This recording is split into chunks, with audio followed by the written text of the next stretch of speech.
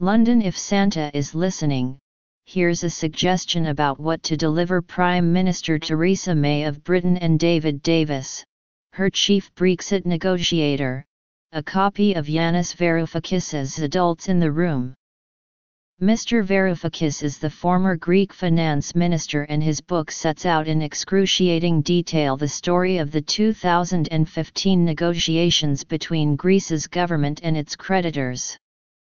It feels like necessary reading for the Brexit team. Last week, European Union leaders agreed that sufficient progress had been made on the first phase of the Brexit negotiations to move on to the next phase, which will set out future trade relations between Britain and the European Union. The first phase revolved around three main issues: payment of what Britain owes the European Union, the rights of European Union citizens in post-Brexit Britain, and what kind of border should exist between Northern Ireland, which will be outside the Union, and the Republic of Ireland, which will be inside. In the 9 months of negotiations so far, there has been remarkably little give and take. What Britain agreed to last week was largely what Europe had demanded at the beginning. European Union citizens' rights have been largely protected, with Britain agreeing that its courts will take into account rulings of the European Court of Justice, the European Union's supreme legal body. The money being paid by Britain for the divorce is less than what some politicians on the continent were hoping for, but about double what was first offered. On the Irish border, the two sides have agreed that there will be no border with passport and customs checks, but also that the details will be left to later talks. If there is no mutually agreeable solution, then Britain has promised to maintain regulatory alignment with the European Union to ensure that customs checks aren't necessary, even though Britain will have no say over those regulations. A country that voted for Brexit as a way to take back control will be acceding even more control to the European Union. All this is as Mr. Varoufakis might have predicted. In the wake of the financial crash of 2008, the Greek economy had imploded. The European Commission, the European Central Bank and the International Monetary Fund, collectively known as the Troika, stepped in to provide huge loans, not for spending in Greece, but largely to bail out the banks, many of them German and French, that had so recklessly lent to Greece in the first place. In return, the Troika insisted on an eye-watering austerity program, slashing jobs, welfare payments, and pensions. Anger at the harshness of this program led to the victory in 2015 of the left-wing party Syriza. Its leader, Alexis Tsipras, had promised to renegotiate the deal with the Troika. Mr.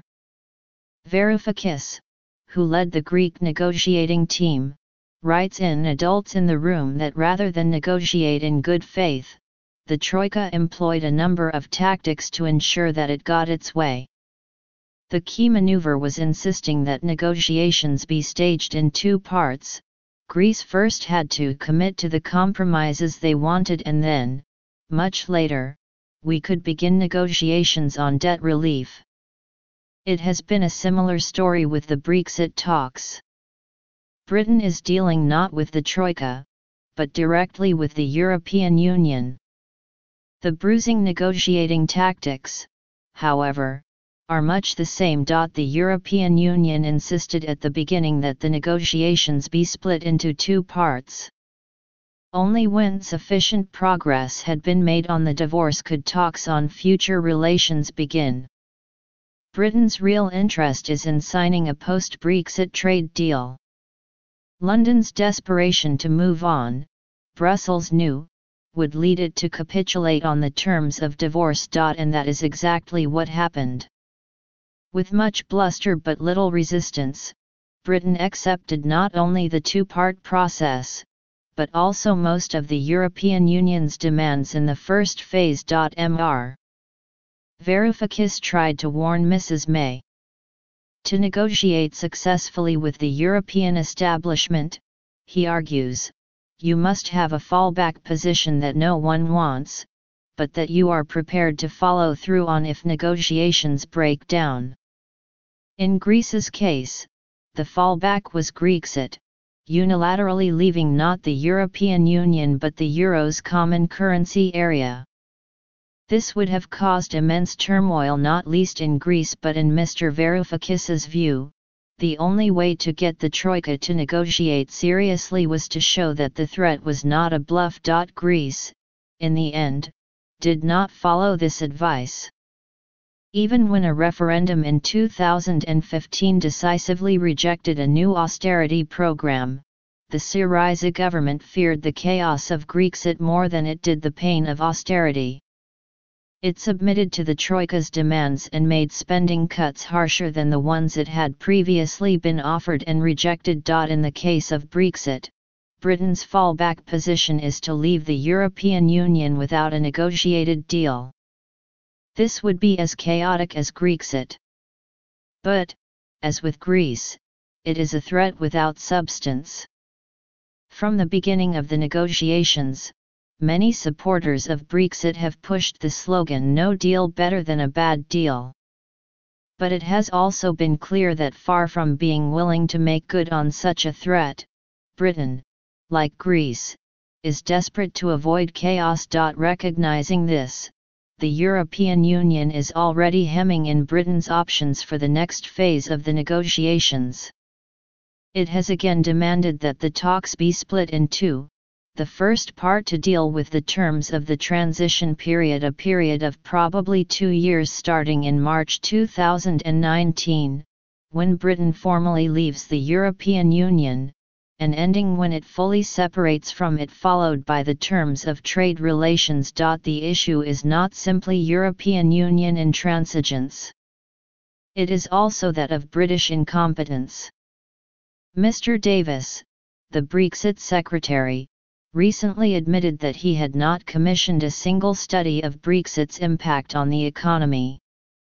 Only on Monday did the Cabinet finally formally discuss what exactly it wants out of Brexit negotiations. To negotiate with neither detailed information nor a firm vision of the endpoint is akin to playing poker blindfolded. The combination of European Union inflexibility and British incompetence means that however, and whenever, Britain finally exits, it is likely to be on the European Union's terms. Adults in the room is necessarily a one-sided account from Mr. Varoufakis's perspective. But it does provide a glimpse of the maneuverings usually shielded from public view. Reading it will change little, but at least it might prepare British ministers for what is to come.